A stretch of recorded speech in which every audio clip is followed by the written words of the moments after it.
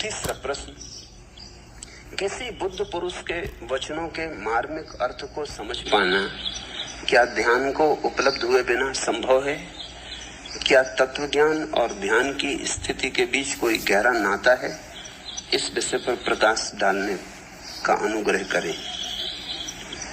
किसी बुद्ध पुरुष के वचनों को पूरा समझना हो तो ध्यान के बिना कोई उपाय नहीं, लेकिन थोड़ी झलक मिल सकती है ध्यान के बिना भी। थोड़ी भनक पड़ सकती है बिना ध्यान के भी। और अगर ये भनक न पड़ती होती तो फिर तुम चलोगे ही कैसे? तब तो तुम कहोगे जब ध्यान होगा तब समझ में आएगा, और जब तक समझ में नहीं आया तब तक चलें कैसे? और जब तक चलोगे नहीं तब तक ध्यान कैसे होगा? तब तो तुम एक बड़े चक्कर में पड़ जाओगे, एक दुष्ट चक्र में पड़ जाओगे। तो दो बातें ख्याल रखना, ना तो ये ही बात सच होती है कि जो बुद्ध पुरुष कहते हैं वो तुमने सिर्फ सुन लिया बुद्धि से और समझ में आ जाएगा, नहीं। अगर इतने से ही समझ में आ जाए तो फिर ध्यान की कोई जरूरत ही ना रहेगी। और ना ही दूसरी बात सच है कि जब ध्यान होगा तभी समझ में आएगा, क्योंकि अगर ध्यान होगा तभी समझ में आएगा तो तुम ध्यान भी कैसे करोगे? क्योंकि बुद्ध पुरुषों में कुछ रस आने लगे तभी तो ध्यान में लगोगे ना। तो बुद्ध पुरुषों की वाणी सुनते समय पूरी तो समझ में नहीं आती, कभी नहीं आती। पूरी तो तभी समझ में आएगी जब तुम भी बुद्ध पुरुष हो जाओगे, जब तुम भी उन जैसे हो जाओगे तभी पूरा अनुभव होगा। लेकिन अभी थोड़ी भनक तो पड़ सकती। जब छोटा बच्चा चलना शुरू करता है तो अभी दौड़ नहीं सकता, ये बात सच है। लड़खड़ा तो सकता है, और अगर तुम कहो कि अभी लड़खड़ा भी नहीं सकता तो फिर कभी चल ही ना सकेगा। छोटा बच्चा जब पहले कदम उठाता है तो देखा कैसा डरा सहारे की आकांक्षा रखता है। माँ हाथ पकड़ ले, माँ का हाथ पकड़ के हिम्मत करके 2 कदम चल लेता है। छोटे बच्चे के पास पैर तो हैं, उसके शरीर को संभालने योग काफी पैर हैं। तुम्हारे बराबर पैर नहीं तो तुम्हारे बराबर शरीर भी नहीं, लेकिन अनुपात ठीक उतना ही है जितना तुम्हारा। तुम्हारे बड़े शरीर को संभालने के लिए बड़े पैर हैं, उसके छोटे शरीर को संभालने के लिए छोटे पैर हैं, लेकिन उसके शरीर को संभालने के लिए पर्याप्त पैर है। मगर अभी अनुभव नहीं, उसे ये भरोसा नहीं कि मैं खड़ा हो सकूंगा, उसे ये आत्मविश्वास नहीं। तो माँ का हाथ पकड़ के चल लेता है। गुरु का हाथ पकड़ के चलने का इतना ही अर्थ होता है कि जहां तुम अभी नहीं चले हो, यद्यपि चल सकते हो, लेकिन तुमने कभी प्रयास नहीं किया है। तो कोई जो चल चुका है, कोई जो चल रहा है, तुम उसका हाथ पकड़ लेते। फिर धीरे धीरे माँ अपना हाथ छुड़ाने लगती, फिर अंगुली ही पकड़ रखती, फिर धीरे धीरे अंगुली भी खींच लेती। एक दिन बच्चा पाता है कि अरे वो तो खुद ही खड़ा होकर चल सकता है। जब पहली दफे बच्चे चलते हैं तो तुमने देखा वो रुकते ही नहीं, वो बैठते ही नहीं। तुम लाख उपाय करोगे, अब तू थक गए, अब तू बैठ जा, मगर वो चक्कर मार रहे हैं। इतना आनंद उनको अनुभव होता है कि एक अपूर्व घटना हाथ लग गई कि मैं भी चल सकता हूं। ऐसी ही घटना ध्यान के मार्ग पर भी घटती।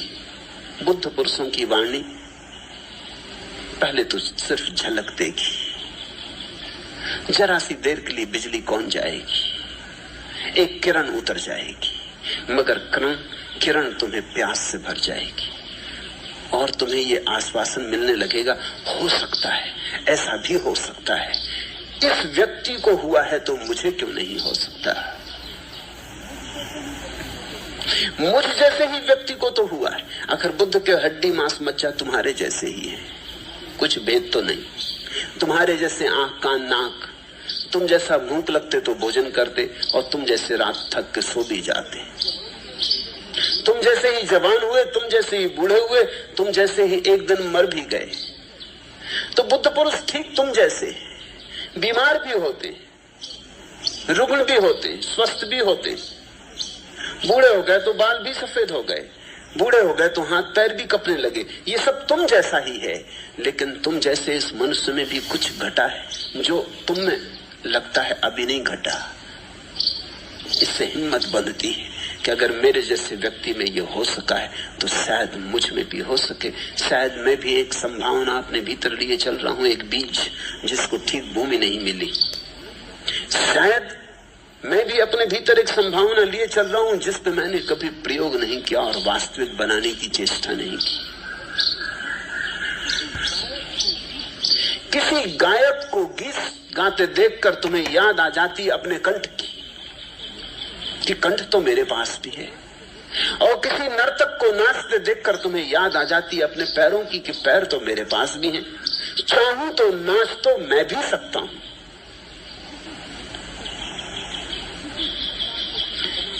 किसी चित्रकार को चित्र बनाते देखकर तुम्हें भी याद आ जाती है कि चाहूं तो चित्र मैं भी बना सकता हूं।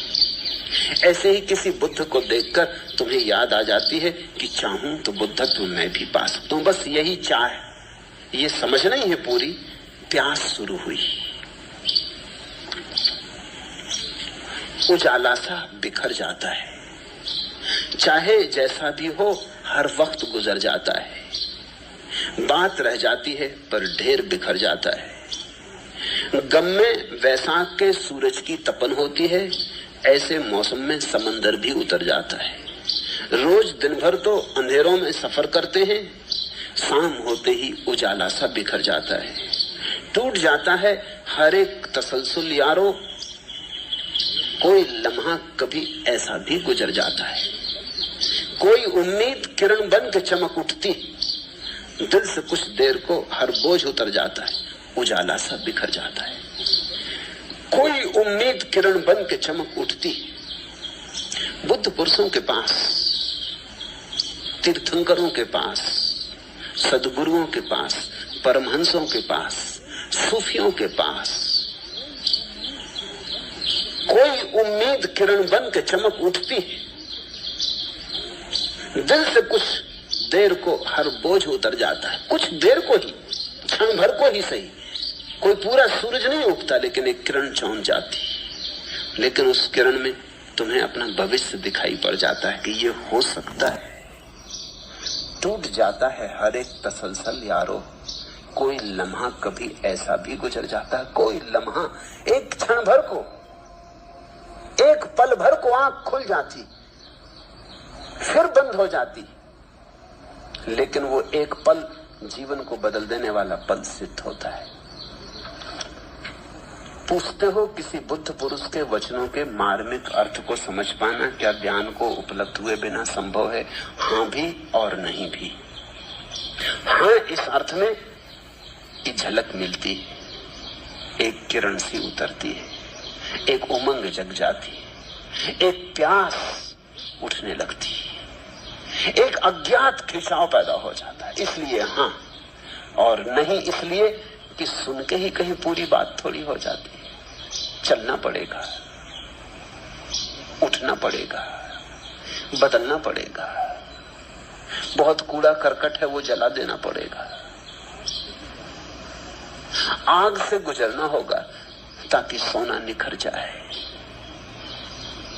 बुद्ध पुरुषों की बात सुन के यात्रा शुरू होती, मंजिल नहीं आ जाती। मंजिल तो आएगी तभी जब ध्यान पूरा होगा, और जब ध्यान पूरा होगा तभी पूरी बात भी समझ में आएगी। क्योंकि पूरी बात समझने का एक ही अर्थ हो सकता है कि जो उनका अनुभव था वो मेरा भी अनुभव हो गया। जब अनुभव एक जैसे हो जाते हैं तभी बात समझ में आती।